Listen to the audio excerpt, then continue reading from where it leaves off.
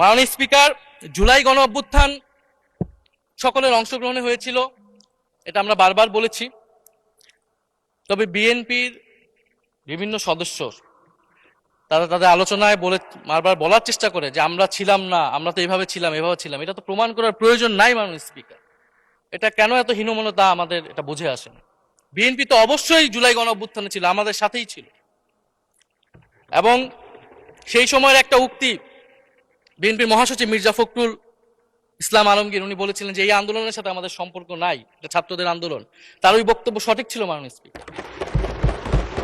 তার ওই সময়ে কৌশলগত অবস্থান এটাই সঠিক ছিল। উনি ওই সময় এই বক্তব্যই প্রয়োজন ছিল। এটাতে তো আমাদের কোনো দ্বিমত নাই। মাননীয় স্পিকার, আমাকে ডিজিএফআই, ডিবি, এসবি, বাংলাদেশের হেন কোনো গোয়েন্দা সংস্থা নাই যারা আমাকে ইন্টারোগেশন করেছে, টর্চার করেছে এবং একটা কথা বারবার বলানোর চেষ্টা করেছিল যে এই আন্দোলন বিএনপি জামাতের আন্দোলন, যারা আগুন লাগিয়েছে তারা বিএনপি জামাতের সন্ত্রাসী। এটা একবার তোমরা শুধু বলো। ডিবি অফিসে শেষ পর্যন্ত আমরা বাধ্য হয়েছি আন্দোলন স্থগিতের ঘোষণা দিতে, কিন্তু কখনো এই কথাটা মাননীয় স্পিকার আমরা বলিনি। ফ্যাসিবাদ বিরোধী রাজনৈতিক দলের নেতাকর্মীকে আমরা আন্দোলনের সময় থেকে এখন পর্যন্ত কখনো আমরা অস্বীকার করিনি। কিন্তু একটা জায়গা আমরা ফারাক করতে চাই, যে এই গণ অভ্যুত্থান কোনো দলীয় আন্দোলন নয়। 90-এর গণ অভ্যুত্থান, 69-এর গণ অভ্যুত্থান থেকে এই গণ অভ্যুত্থানের পার্থক্য রয়েছে মাননীয় স্পিকার। এই গণ অভ্যুত্থানে ফ্যাসিবাদ বিরোধী রাজনৈতিক দলের নেতাকর্মীরা নেতৃত্বে নয়, সামনে পিছনে ছিল মাননীয় স্পিকার। সামনে সাধারণ জনগণ ছিল, ছাত্ররা ছিল। ফলে সেই হিসেবেই এই গণ অভ্যুত্থানকে স্বীকৃতি দেওয়া উচিত।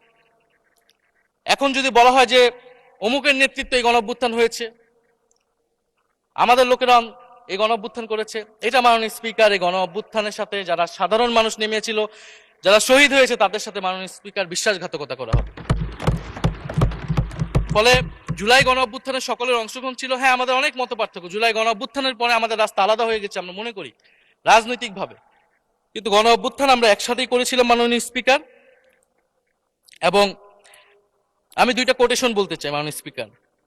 7ই আগস্টে নয়াপল্টনের সমাবেশে জনাব তারেক রহমান ভার্চুয়ালি যুক্ত হয়ে বলেন, 1971 ছিল স্বাধীনতা অর্জনের আন্দোলন, আর 2024-এর আন্দোলন হলো সেই স্বাধীনতা ও সার্বভৌমত্ব রক্ষার আন্দোলন। এই আন্দোলনে অংশ নেওয়া প্রতিটি ছাত্র জনতা আজ থেকে নতুন দিনের মুক্তিযোদ্ধা। মাননীয় স্পিকার, মুক্তিযুদ্ধের সাথে আমরা তুলনা করছি এই জায়গা থেকে, কারণ আমাদের কাছে এটা প্রায় যুদ্ধ সময় একটা পরিস্থিতি ছিল। 6 আগস্ট বঙ্গভবনে আলোচনা শেষে ব্রিফিং এ মির্জা ফখরুল ইসলাম আলমগীর বলেন, ছাত্র জনতা বুকের রক্ত দিয়ে আমাদের নতুন এক সকাল উপহার দিয়েছে। বাংলাদেশ আজ দ্বিতীয়বার স্বাধীন হলো। এই স্বাধীনতা আমাদের রক্ত দিয়ে রক্ষা করতে হবে মাননীয় স্পিকার। আমরাও বলি রক্ত দিয়ে রক্ষা করতে হবে।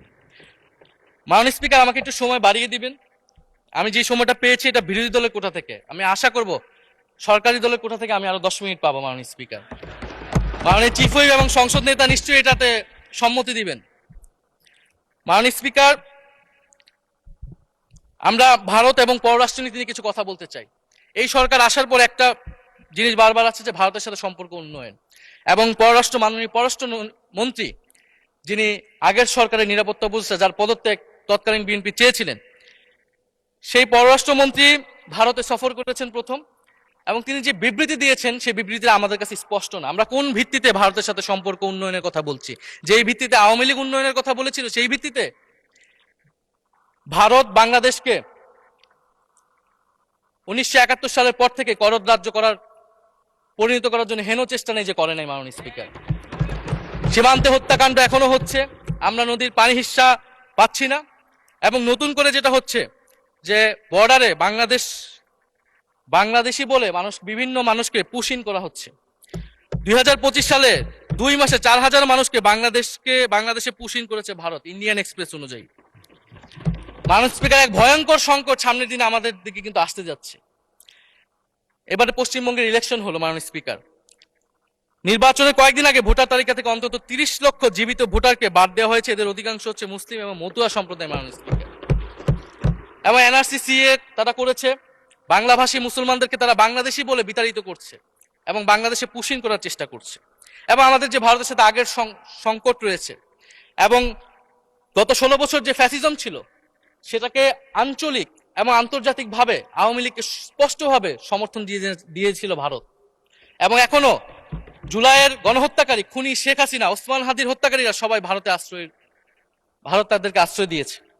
ফলে ভারতের সাথে এই বিষয়গুলো নিয়ে আমাদের সরকার কি কথা বলেছে এটা মাননীয় স্পিকার আমরা জানতে চাই।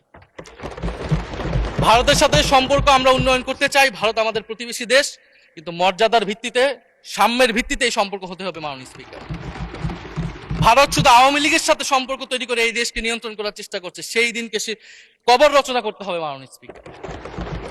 ফলে এটা আমরা বুঝতে পারতেছি না ভারত বিএনপির সাথে বা বর্তমান সরকারের সাথে তার সম্পর্কের ভিত্তিটা কি, এবং বর্তমান সরকার আমার এই কথাগুলো যেগুলো আমি বললাম সেগুলো নিয়ে ভারতের সাথে কথা বলেছে কিনা মাননীয় স্পিকার।